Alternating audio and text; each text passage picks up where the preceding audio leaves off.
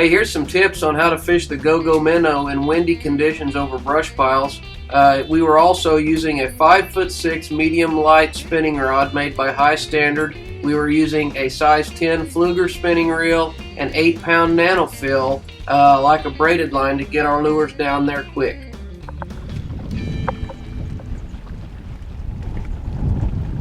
It took us a little bit to get to where we were catching some crappie, but man, let's give him a little slack. We finally got something figured out here.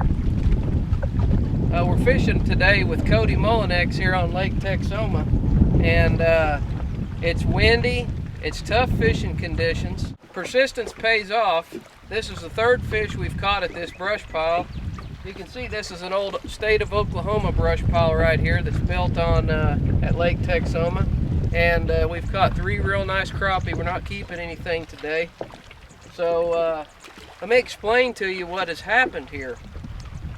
It's really windy. The wind's coming out of the south, and we know our brush pile was right here. We put a front anchor out, and we kind of let it drag back, and then we put a back anchor out of the boat over here to where we could kind of use the wind and pitch back into this brush pile area. And that fish came on the 2-inch go-go minnow, the electric chicken color, and came off of a jig head that we sell at cheapsinkers.com. We sell a bunch of different jig heads at cheapsinkers.com, and you just throw those out there, and we've really had to let them sink. I've even got about an 1/8 ounce or a 1/16 ounce split shot above mine because I like to use a little bit heavier weight, and we just throw them out, reel them in real slow, and you got to bump that brush, folks. Unfortunately, you're going to lose a few jigs and a few go-go minnows that way, but if you're not bumping that brush, especially on days like today when you've got really, really bright, sunny conditions and fairly clear water, those crappie move right into that structure and use some of that structure as shade. So, you know, you really got to pick it apart. And how long were we here before we started catching fish, Cody? Oh, probably 15 minutes. Yeah, I mean, we've went around and around this thing, and we finally isolated the fish.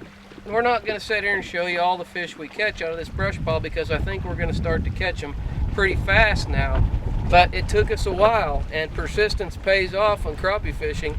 Not every day is the first brush pile you pull up to, you know, going to be just like that. So throw those go-go minnows out over the brush piles, reel them in till you feel the brush, and then just kind of hop them the way through there. And I would recommend some situations, especially when it's windy like this, go ahead and pick up some 1/8 ounce or 1/16 ounce weedless jig heads at cheapsinkers.com.